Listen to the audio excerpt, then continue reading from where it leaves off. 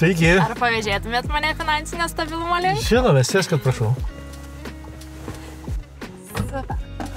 Na, tai sakykite, nuo ko man pradėti? Kiekviena pirma kelionė, jinai prasideda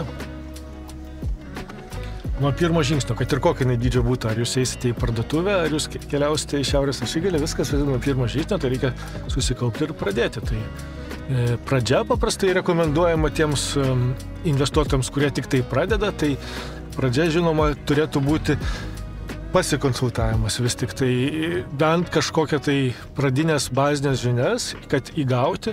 Geriausia tai padaryti kreipiantis į profesionalus. Tai reiškia, kreipiantis į bankuose dažniausiai būna investavimo specialistai, kurie gali patarti dviem dalykais pagrindiniais. Tai kaip išvengti dažniausiai padaromų klaidų, nes jie tą žino ir susipažinę. Ir taip pat jie gali suteikti tų tokių pagrindinių bazinių žinių, kurias greitai galima išdėstyti ir jums nereikės gaišti laiko tas žinias susirasti, kaip apsibrėžti savo investavimo tikslą, savo investavimo terminą, kokia man priimtina rizika yra, į kokias priemonės žiūrėti, o kokių iš tikrųjų vengti ir tikrai nieko toj srity nedaryti. Aš esu jauna, tik dar tikėtina pradedantį investuotoją. Tai kokia yra ta suma, nuo kokios turėčiau pradėti investuoti? Na, nes vis tiek mano atlyginimas nėra labai didelis. Aš turiu dar pakol kas labai daug poreikių, kelionės ir panašiai. Tai nuo kokios sumos jau galiu pradėti investuoti ir sakyti, kad aš investuoju?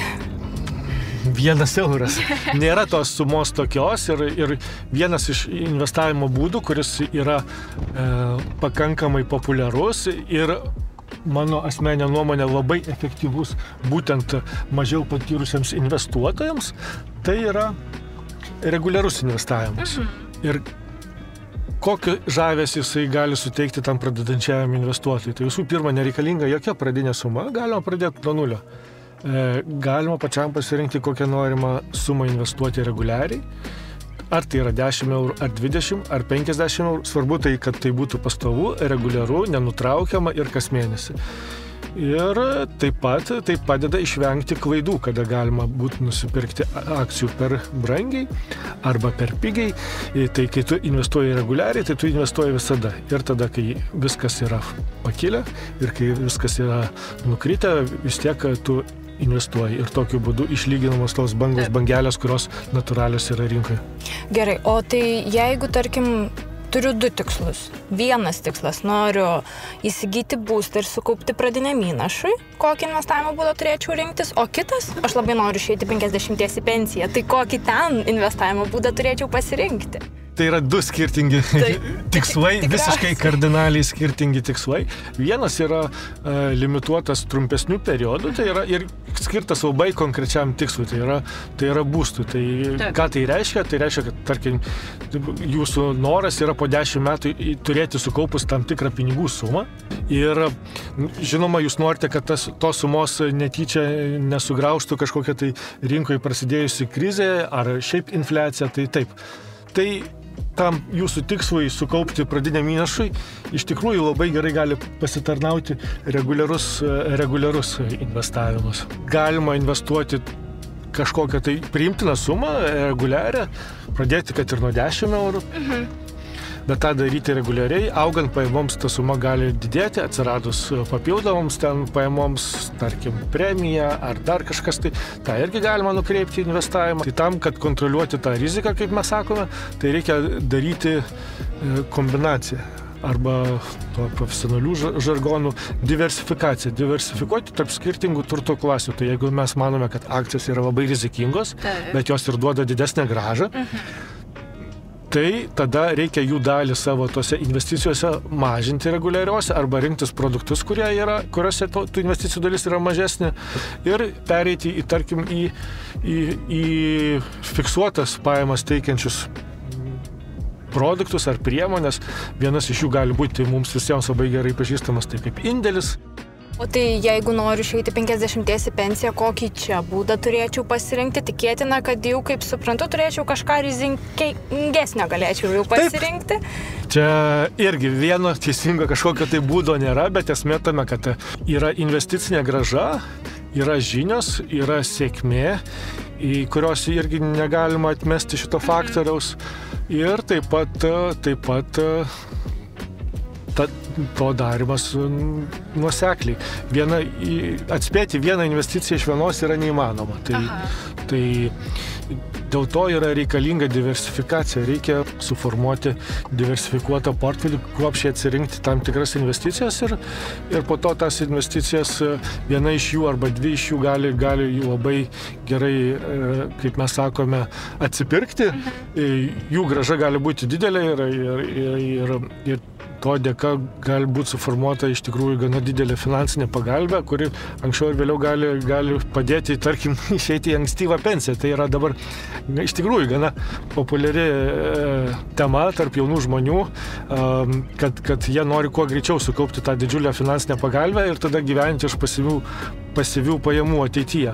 Tačiau jeigu vis tik tai ieškoti tos saugios finansinės pagalbės, tai reguliarus investavimas, ypač investavimas gana ilgą laiką, jisai iš tiesų yra labai svarbus ir labai reikalingas. Tai jeigu mes taip atskirtume ir pabandytume palyginti tą tokį aktyvų investavimą, kada mes patys priimam investicinius sprendimus, išsirenkam akcijas, į kurias mes investuojame ir palyginti tą pasyvų investavimą ir reguliarų investavimą, tai jie skiriasi tuo, kad reguliariame investavime tas žinių faktorius jisai lemia žymiai mažiau iš vienos pusės, iš kitos pusės čia yra labai svarbus laikas. Kai yra kaupiama 10 metų, tai ir tarkime, paimkim tokį modelį, kaupiu 10 metų, investuoju vien tik tai akcijų rinkose ir koks bus mano rezultatas? Tai rezultatas toksai, kokio galiu tikėtis maždaug. Tai yra, kad būtų realistiniai lūkesčiai. Kiek sumokėjau, tai po 10 metų mano sukaupta suma bus greičiausiai apytiksliai tikėtina. Šitos visus pasakykime žodžius, kad tai nėra garantuota 1,5 karto didesnė negu buvo sumokėta. Bendrai paėmus. Tačiau, jeigu mes kaupsime 20 metų lygiai tuo pačiu tempu, tom pačiom įmokom, suma bus jau 2,5 karto investicijų didesnė, vidutiniškai tikėtina, negu sumokėta suma. Jeigu 30 metų ten jau atsiranda. Čia kaip sniego gniūžtės efektas, labai paprasta ir lengva suprasti, kai rideni iš pradžių sniego gniūžtė yra mažytė, prie jos prilimpa mažai sniego ir visas tas vyksta. Jau patys pinigai pradeda uždirbti pinigus, tai reiškia, tie pinigai, kurie buvo gauti kaip grąža, jau uždirba jau naują grąžą, bet ir sėkmės faktorius lygiai taip pat yra labai svarbus. Čia kaip kino filme apie Forestą Gumpą, kur vienam iš epizodų herojus sako, man čia pasiūlė nupirkti kažkokios tai žemės ūkio bendrovės akcijų ir ten matosi Apple bendrovės logotipas ant tų dokumentų.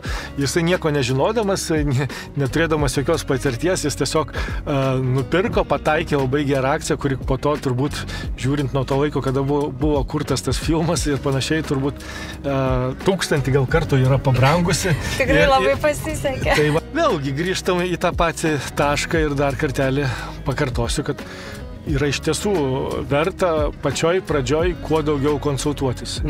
Konsultantas tikrai tau nepadarys to sprendimo už tave ir nepasiūlys tau teisingiausios strategijos, bet jis padės suprasti tuos bazinius dalykus, kaip viskas veikia ir padės išvengti tų pagrindinių klaidų. Buvo labai naudinga ir manau, kad jau dabar jausiuosi drąsiau pradėdama investuoti ir siekdama savo užsibrėžtų tikslų. Svarbu pradėti, nebijoti kažko tai daryti, nebijoti suklysti, nes tai yra natūralu ir nebijoti konsultuotis. Gerai. Ačiū tada labai už kelionę. Manau, tikslą tikrai puikiai pasiekė ir iki pasimatymų.